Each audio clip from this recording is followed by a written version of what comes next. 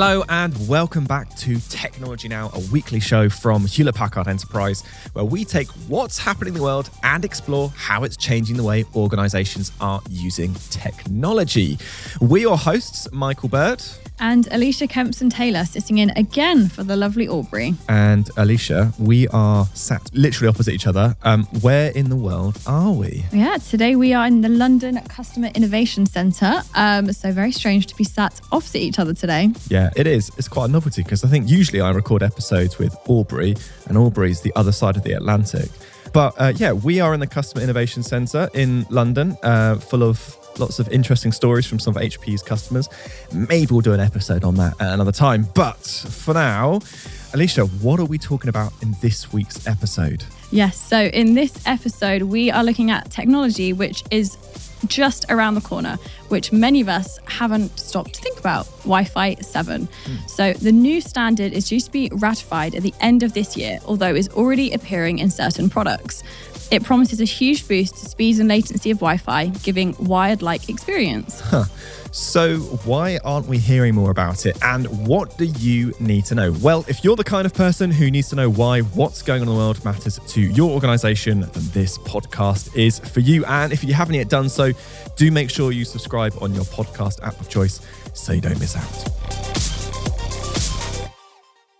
Now, some of you listening might be thinking that Wi-Fi 6 only launched a couple of years ago, and, well, you'd be forgiven for doing so, because chip shortages during COVID and the confusing rollout of enterprise-level hardware when we were all working from home meant that the emergence of Wi-Fi 6 was, well, somewhat muted. Wi-Fi 6 was launched in 2019 with rollout beginning gradually through 2020 and 2021.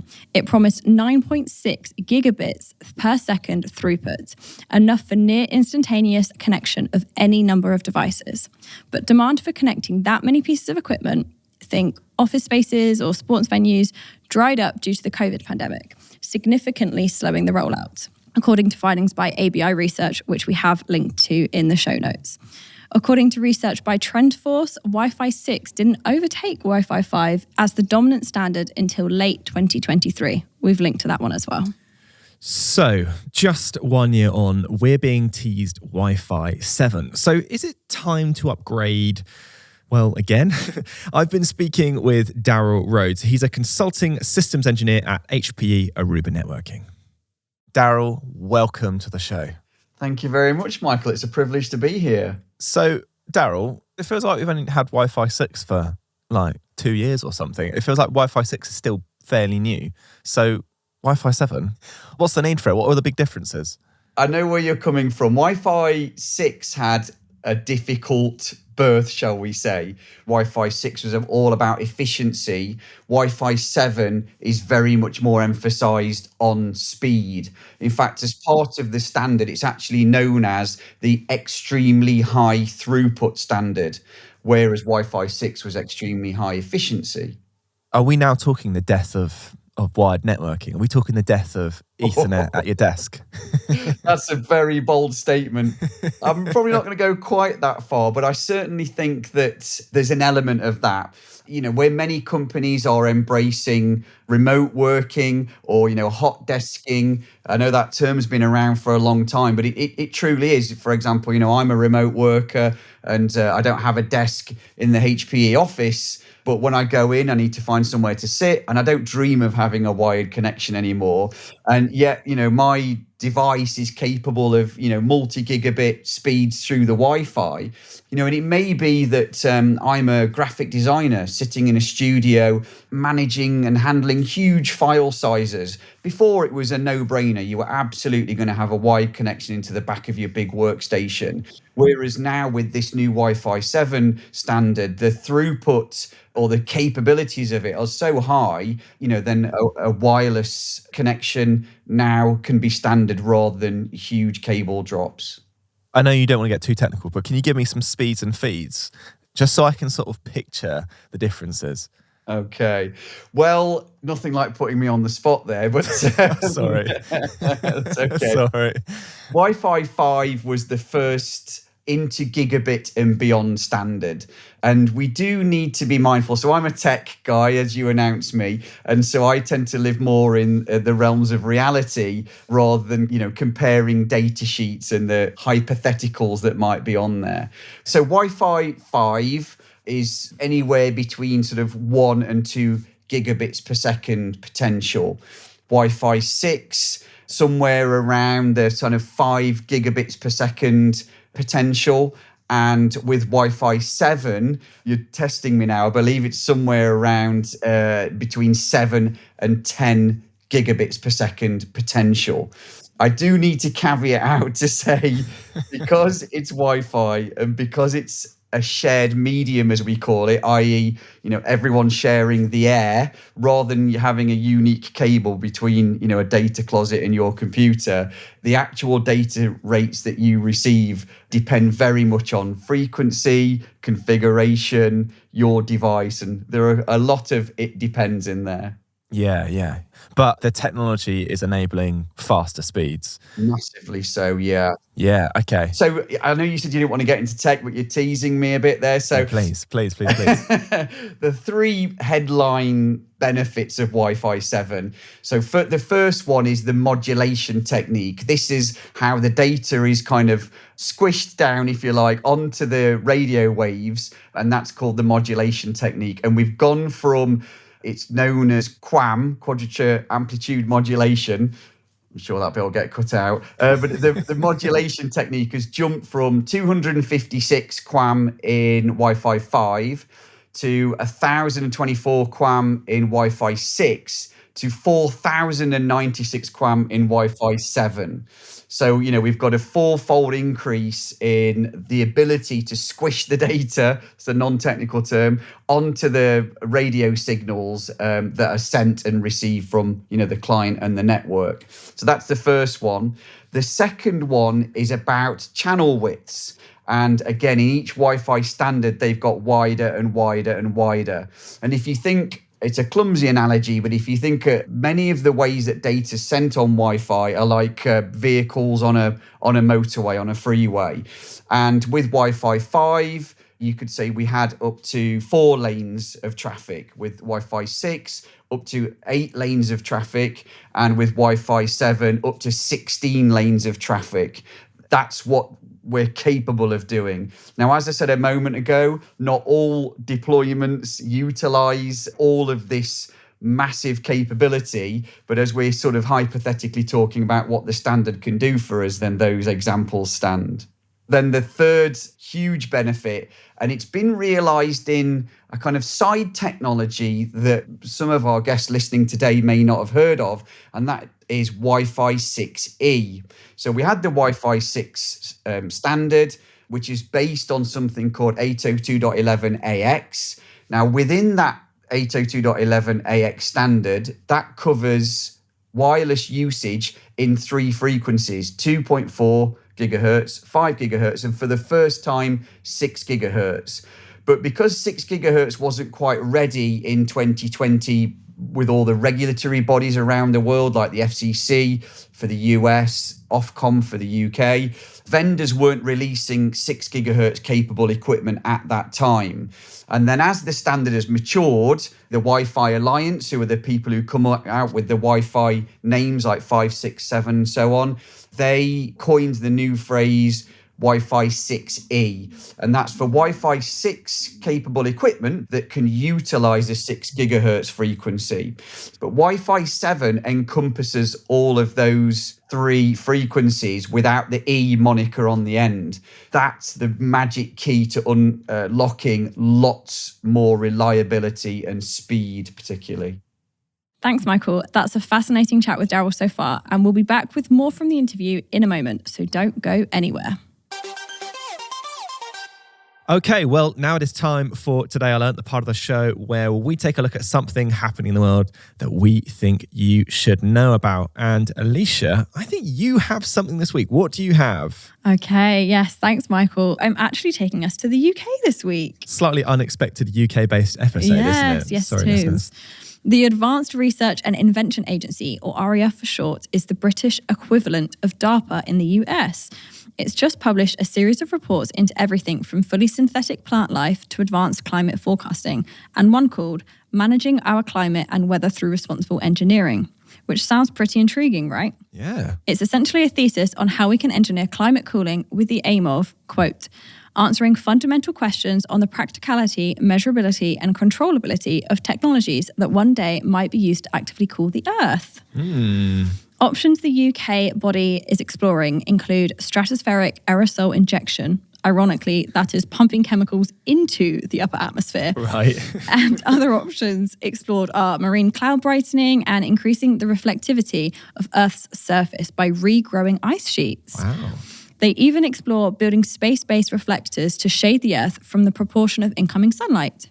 I'm fairly sure there was an episode of a well-known cartoon not that long ago about this. Yeah.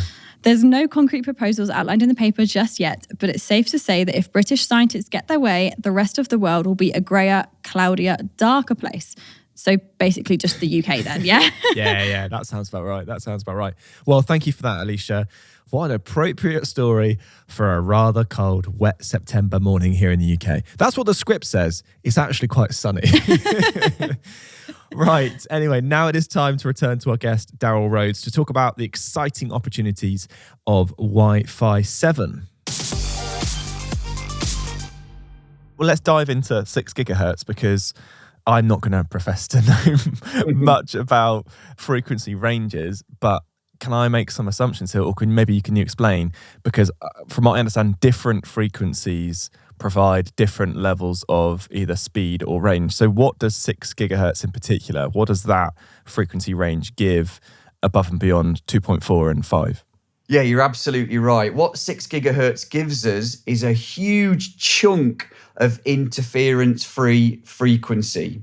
2.4 gigahertz, what we can use and what we've always used since wireless networking was first deployed back in the early 1990s, is actually a really tiny part of the radio spectrum. You know, remote control cars and drones use it, baby monitors, microwave ovens. And in 2.4, we only have 3 of those channels that are non-overlapping. There's none of those other issues with lots of existing networks or devices and gadgets at home using 6 gigahertz. It's completely clean. And we've got even more spectrum available to us than we do with 2.4 and 5 gigahertz put together. That is fascinating. Is there anything unique to the 6 gigahertz band? The reason why I say this is because we've been having conversations with people, particularly around 5G, and talking about, sort of the 5G is almost in 2 components. You get super fast, but really rubbish range, or you get much better range, but slower speeds. Is there anything unique about the 6 gigahertz band that means that, I don't know, better range in buildings with lots of concrete walls, or is it really similar to the 5 gigahertz range? Yeah, I love the question. There are 2 elements there that you actually brought up that I'd like to talk about. So you mentioned 5G and the 2 different kinds of radios that it sits on, and Wi-Fi is very much the same.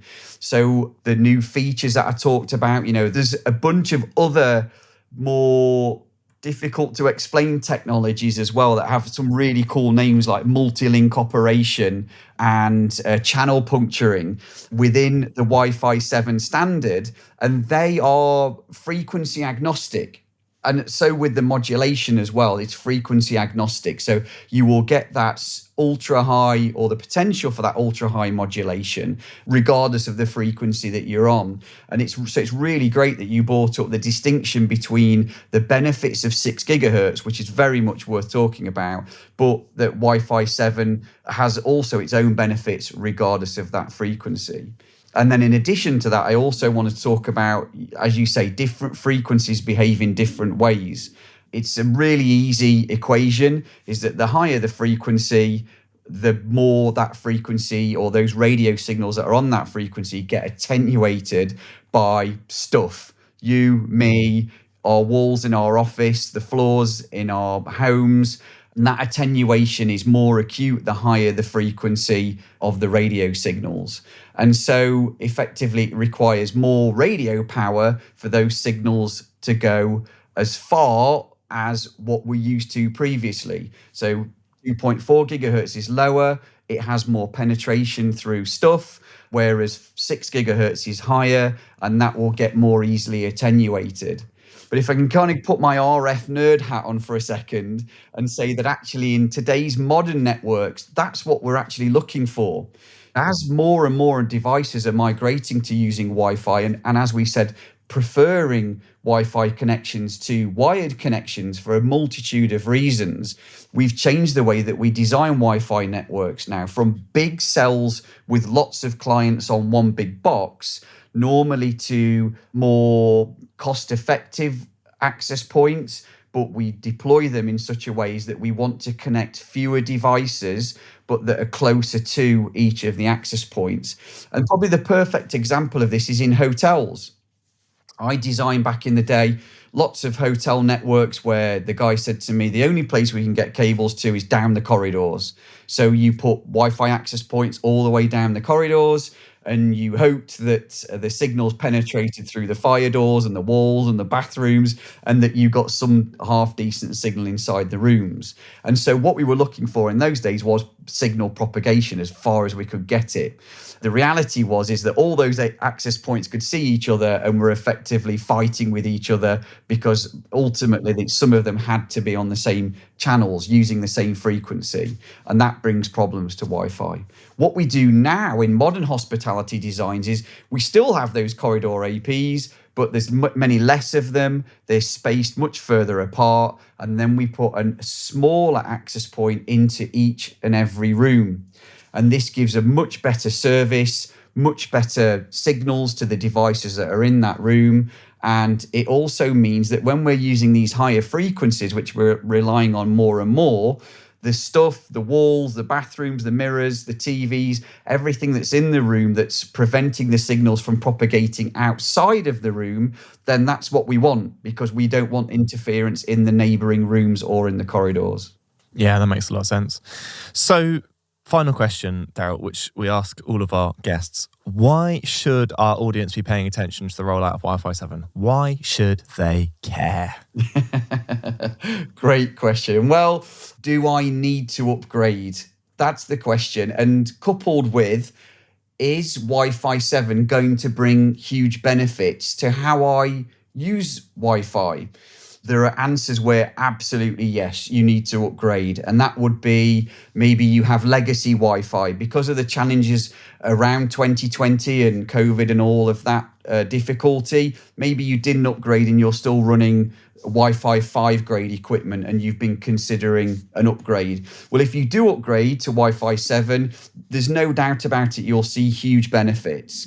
And you don't just need to have Wi-Fi 7 capable devices to realize those benefits.